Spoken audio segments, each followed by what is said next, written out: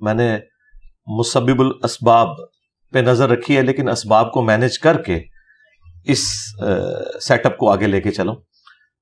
During میری job 2008 میں نے سلسلہ شروع کیا. جاب میری 2002 میں شروع ہوئی تھی، تو 2008 سے لے کے 2017 تک آلموسٹ یہ 8-9 سال میں نے قرآن کلاسز ریکارڈ کروائیں، اختلافی موضوعات کے اوپر ویڈیوز ریکارڈ کروائیں. یہ پیرلل میں سارا کام میں نے کیا ماشاءاللہ جاب کے ساتھ. اور اس میں ظاہر ہے میری فیملی کی بڑی قربانی ہے، میرے ماں باپ کی، میری بیوی بچوں کی.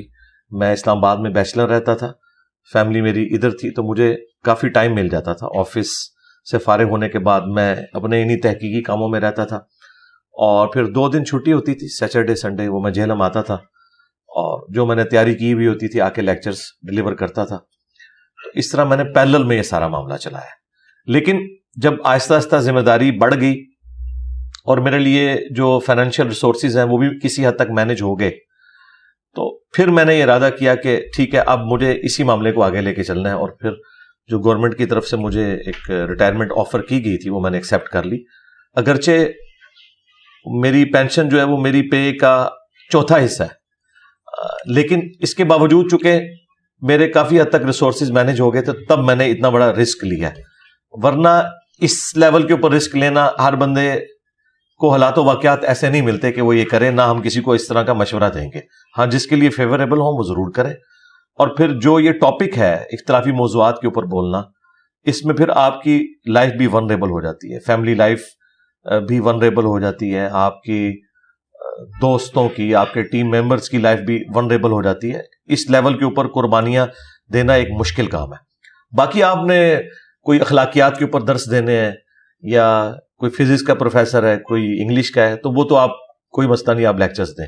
لیکن یہ ایک سینسٹیو ٹاپک ہے جس کی وجہ سے ہر بندے کو اللہ تعالیٰ نے ایسے حالات و واقعات نہیں دیے کہ وہ اتنی دلیری دکھا سکے. تو یہ اللہ تعالیٰ کا کرم ہے. باقی میں تو اپنی اس میں کوئی کمال نہیں سمجھتا. سر غزوہ بدر میں 313 مسلمانوں نے کفار کی اتنی بڑی جماعت کو شکست دی. آج ہم لوگ دنیا میں 2 ارب ہیں اور اس کے مد مقابل صرف 2 کروڑ لوگوں نے ہمیں ناکو چنے چبوا دی.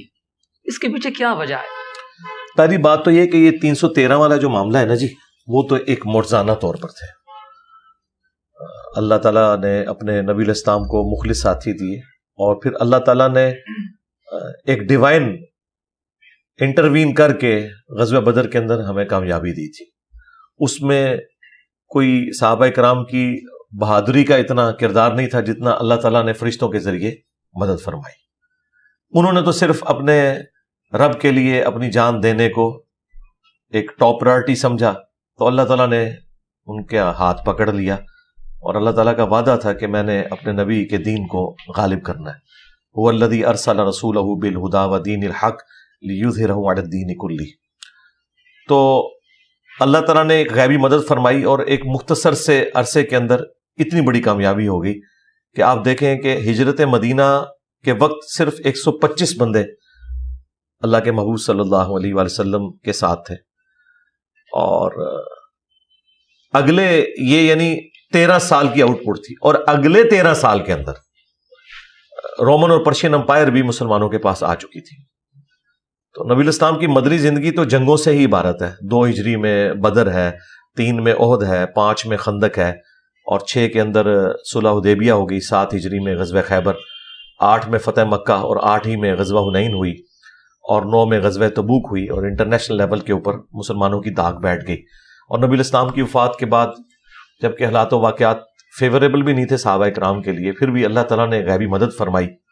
تو اس طرح کا ریپلیکا دوبارہ ہونا یہ آلموسٹ امپاسبل ہے. وہ ایک غیبی معاملات ہیں.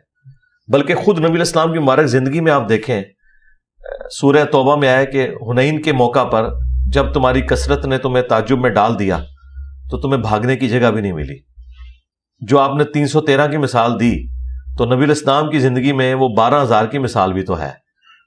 اس وقت بھی تعداد زیادہ تھی، لیکن صرف 80 بندے نبی الاسلام کے ساتھ رہ گئے. بخاری مسلم میں آتا ہے. باقی تو یعنی آپ کو چھوڑ کے میدان جنگ سے چلے گئے.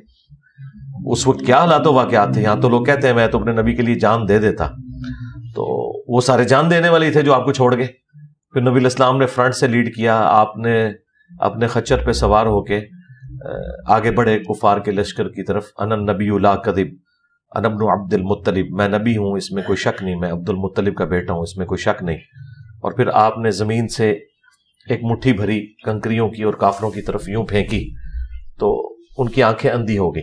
یہ نبی الاسلام کے ساتھ اللہ تعالیٰ کی ایک غیبی تائید آئی تھی.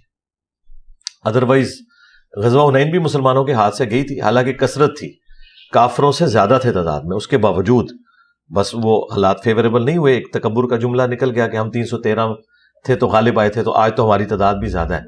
تو اللہ تعالیٰ نے کہا پھر تمہیں بھاگنے کی جگہ نہیں ملی. تو جہاں تک آج کا تعلق ہے، آج کے جو حالات و واقعات ہیں ان میں وہ 313 کی مثال دینا اس لیے بھی غلط ہے کہ اس طرح کے 313 بھی آج نکالنا مشکل ہے. دوسری بات کہ ہمیں کبھی نبی الاسلام نے یہ تعلیم نہیں دیا کہ آپ نے صرف اسباب کے اوپر تکیہ کرنا ہے اور مسبب الاسباب کو چھوڑ دینا ہے، یا صرف مسبب الاسباب کے اوپر تکیہ کرنا ہے اور اسباب کو چھوڑ دینا ہے. دونوں طریقے پیرلل میں دونوں چیزیں لے کے چلے ہیں نبی الاسلام. سورۃ الانفال میں آیا کہ اپنے تیاری رکھو کافروں کے خلاف پلے ہوئے گھوڑوں کے ذریعے، اور ظاہر ہے کہ اس زمانے میں یہی کچھ ہوتا تھا نا، اور آلات جنگ کے ذریعے. پھر بخاری مسلم میں حدیث ہے کہ طاقت پھینکے ہوئے ہتھیاروں میں ہے، آگاہ ہو جاؤ طاقت پھینکے ہوئے ہتھیاروں میں ہے. اس زمانے میں بھی پھینکے ہوئے ہتھیار یعنی منجنیق اور تیر کے ذریعے آپ کتنا بھی کوئی اچھا تلوار چلانے والا ہے، اگر آپ تیروں کی اس کے اوپر بارش کر دیں تو وہ آپ کے قریب بھی نہیں آ سکے گا. اور آج بھی آپ دیکھ لیں، اگر آپ کے پاس پھینکے ہوئے ہتھیار ہیں یعنی میزائل ٹیکنالوجی ہے یا ایئر ڈیفنس سسٹم ہے، وہ بھی پھینکے ہوئے ہتھیار ہی ہیں، تو آپ دیکھ لیں طالبان 20 سال تو اس طرح خاری نہ کاٹتے. یہ تو 20 ہفتوں کی جنگ تھی، لیکن امریکہ ڈومیننٹ رہا اپنی اس ایئر سٹرائکس کی وجہ سے. ابھی بھی وہ خود ہی چھوڑ کے گئے ہیں، ادروائز ابھی بھی وہ اس کو کنٹینیو کرتے تو کر سکتے تھے، اور وہ تو ان کی اکنامک پوزیشن ایسی ہوگی کہ وہ اسے کنٹینیو نہیں کر سکے. تو فلسطین میں بھی اب صورتحال تو یہی ہے کہ اسرائیل کے پیچھے یورپ اور امریکہ کھڑا ہوا ہے، اور لوگ کہتے تو ہیں کہ جی ہمارے پاس 74 لاکھ کی فوج ہے سارے اسلامی ملکوں کی ملا کے. تو صرف فوج ہونے سے تو مسئلہ حل نہیں ہوگا جب تک ان کے اندر جذبہ اور جدید ہتھیار نہیں ہوں گے.